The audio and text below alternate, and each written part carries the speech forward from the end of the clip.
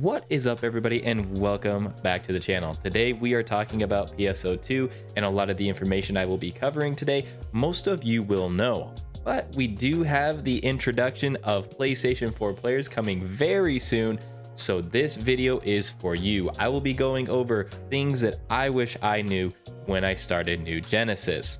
As a very quick aside, everybody, I do have a video I posted, one of my first ever videos I posted on the channel that was over 43 minutes of tips and tricks. So if you do go to the channel, go ahead and sort by the date added to the oldest. It's right here for new and old players. Go ahead, click on that. This video is completely chaptered out all the way through, so you might find even more tips and tricks here that can help you as you're beginning the game. Also, don't forget to hit on the playlists. I have an NGS quick tips playlist, which is literally 1 to 2 minute videos about even more things that you can quickly click on, get some information and get out. And not to mention the actual NGS information playlist, which is every single video that I've made for this game. Go ahead, click on those. You might find some fun stuff there. The first tip that I actually want to show is in the login menu. When you go ahead and start the game, you have 4 ships to select on. Obviously, pick the ship that you're a part of. I am on ship 2. When you get to this screen here, my first tip is that all of your character names are not unique. You can get the exact character name you want. You can even have spaces in between them if you want to have like a first and last name. What is unique is right here in the support menu. It's to change your player ID. This is the unique ID on your account that will allow you to have any generic character name. Now you can change it once for free, and then after that it's going to cost you 3,000 AC, which is about $30. It's very expensive. So go ahead, give yourself a unique player ID, and then players can recognize you from a player ID or a character name, but you won't have that nasty PN with a bajillion numbers afterwards. The second tip I have for you is discussing battle power.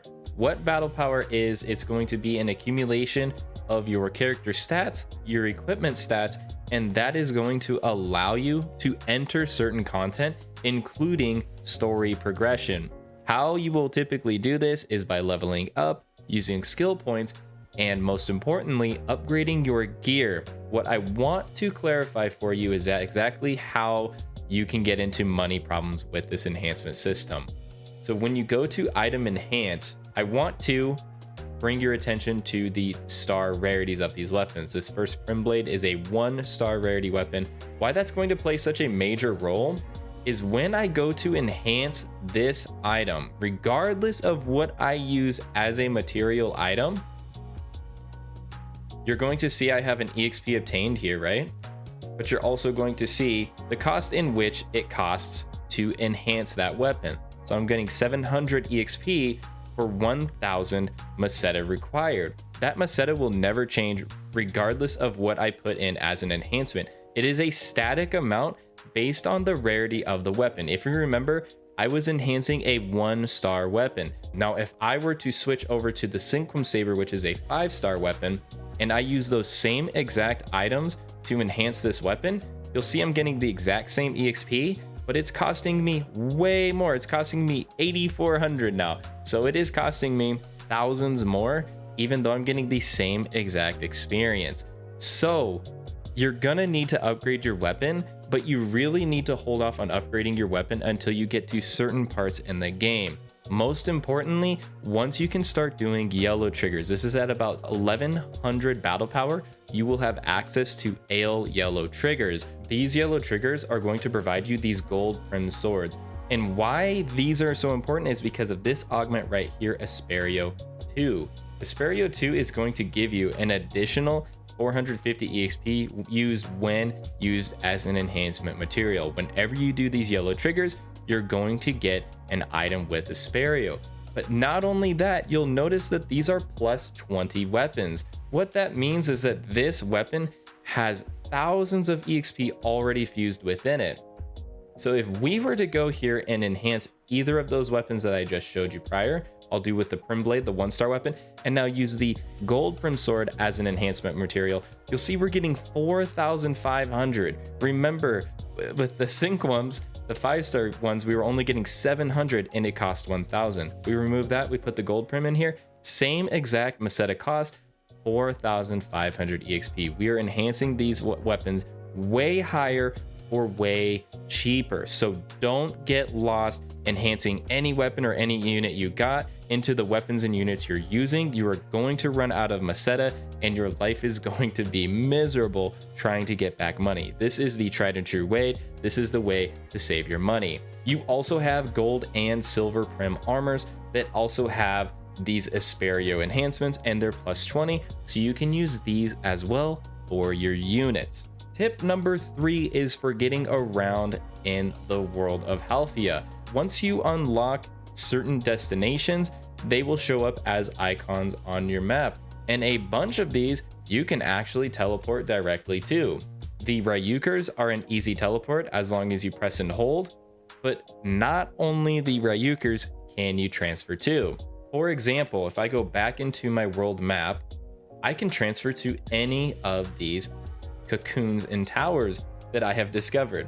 Some of the cocoons and towers will have a full inventory of Resticins and Reversicins in them, which doesn't sound too important unless you're out training and you want to fill up your inventory. Instead of running around the map trying to find them, you can quickly teleport to a cocoon or a tower that you know has a monster encounter inside. If you're encountering a monster inside that cocoon, you will have a full inventory of Reversicins and Resticins to loot. And once you've looted them, all you need to do is get to your quick menu, quest info, and abandon quest, and it'll put you right outside in the world again. So for a very quick 30 seconds to 1 minute, you can fill your inventory full of those Resticins and Reversicins and go right back to training wherever you would like to. My 4th tip for you all is to put your dash and weapon actions on very comfortable keys or buttons.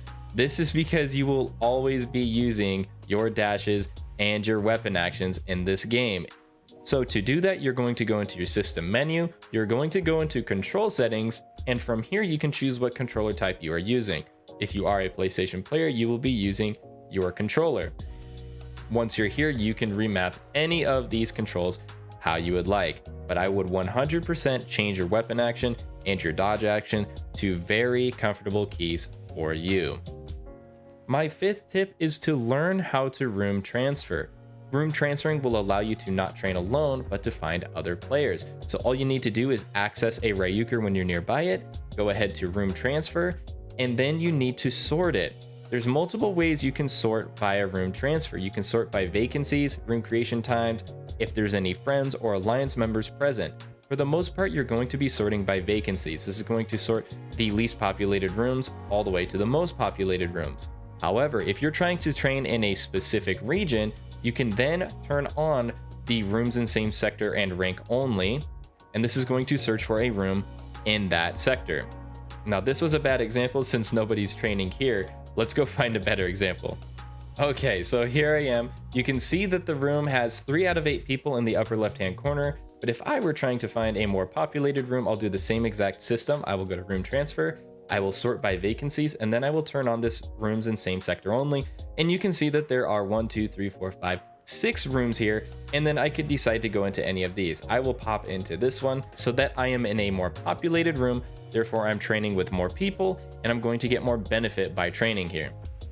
One thing you are going to encounter, especially after PSE bursts, is having an inventory that is completely full all of the time. See, I was at only about 6 out of 100 inventory. I'm already up to 55 out of 100 after a single PSE burst in a combat sector.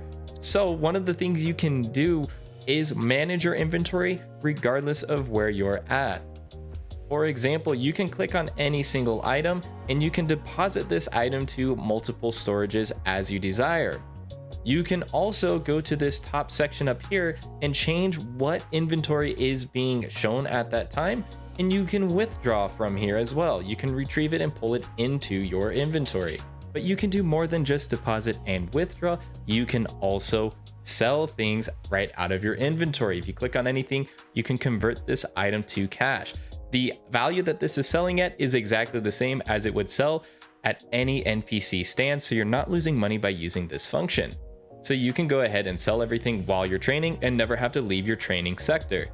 But you don't have to highlight every single thing on its own. There will be buttons that you can use that will allow you to highlight multiple items at the same time, and even deselect some items so that you're selling specifically what you want. On the Xbox, this was your right trigger. I'd imagine it's going to be something very similar for PlayStation 4. So definitely double check with other players when the PlayStation 4 launcher is live and figure out what keys those are. It will save you a bunch of time on selecting multiple items at once so that you're selling them as quickly as possible and you can get right back into training.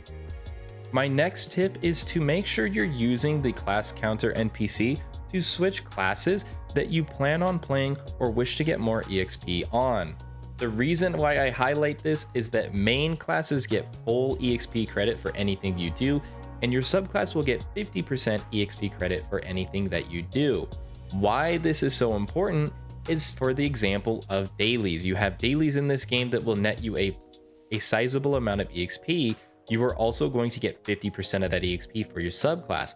However, if there are classes that you wish to train, you could switch to them as a main class and then go get those dailies done, giving them full EXP credit. For example, I will switch to Ranger here that is level 35. One of my dailies is to go cook quick food. I'll head right over to this Ryuka really quickly and cook myself some quick food. This is going to give me 40,000 EXP immediately as a main class. Another tip that I have for you is to use loadouts. To access loadouts, you will head to a class counter admin, such as this one here, and you will click on loadouts. What loadouts are is a save for the specific gear, units, and skill pages you are currently using as of this minute. So, for example, I have a loadout for a Hunter main class and a Braver subclass build. And when I saved this loadout, it recognized all of the weapons that I had on my weapon palettes and the units I had on my unit palettes. It also recognizes the skill trees that I have too. This is going to save you a bunch of time if you plan on playing multiple classes, since all you need to do is come to the loadout page here, select what loadout you want to, and all of your gear will change to that specific loadout. When you are learning your class skills, these are permanent. It's going to require a microtransaction or an in-game item that is distributed very infrequently to reset your page or to give you a second page so you have the ability to use more skills. So you need to be very careful about how you use these skill points so that you don't hinder your ability to play classes later on. So while you're learning the game, simply go ahead and just make main class pages. How you can identify if you are making a main class page is by looking at every single skill, and you'll see over here on the right where it says class skill details, it is going to tell you if there is any stipulations or requirements to being able to use that skill. So for example, I am looking at the force skill tree, and this skill right here, technique charge PP well up, requires me to use it as a force weapon. This does not require me to be a main class or subclass though. So as long as I am using a weapon within the force skill tree, which would be a rod or a talus, I could use this. However, if I were to head over to this skill, photon flare, you will see here it says I can only use this weapon by a main class and force weapon. I have to be main class and I have to be using a force weapon to be able to use this skill right here. So as you're going through your skill tree, you'll be able to identify what skills can be used as a subclass, but you're going to run into the problem where you will be able to use most of your skill points to make a subclass build, but you might be missing out on some of these main class skills. It's more important to figure out what weapons you like, so making these all as main class skill trees right now, and then waiting for those skill reset passes to be delivered out is going to give you the most opportunity to find what you like, and then later down the road be able to reset those skill pages and then make them as optimal as you would like. Another way to get star gems is to actually lookbook like other players when you're in NGS. So if you click on any player, you can go to their lookbook and then you can simply give them a like, and this is going to give you star gems. You will receive 1 star gem if you are not premium. You will receive 2 star gems if you are a premium user for each lookbook like you do. This is up to a maximum of 5. So if you're not premium, you will get 5 SG per day. If you are premium, you will receive 10 SG per day by doing something very quickly. It takes no more than a minute to go and lookbook like 5 people. And my final tip for you all is to use your online resources. This website right here called Arc's Visiphone, this is essentially the Wikipedia for PSO2. I will have a link down below to this website, but there is everything and anything you would wish here. There's a complete list of all of the weapons, units, techniques, skills, classes, scratchers, everything. You can click on anything here and it's going to give you a complete breakdown of everything you wish to know about this game. This is an incredible resource for that information. But yeah, I was saying, go and check out the content creators. I will post a link down below to the content creator link, but right here, there is a bunch of Twitch streamers that you can click on right away. And there are a few YouTubers you can also click on and check out their entire catalog of information. But like I said, guys, go ahead, click on the Discord link down below, especially if you're going to be on ship 2. That's the ship that I'm on. We host a huge community where you can ask any and every question that you may have, as well as join some hunts and parties while you're there. And with all of that being said, I'll see you all in the next video real soon.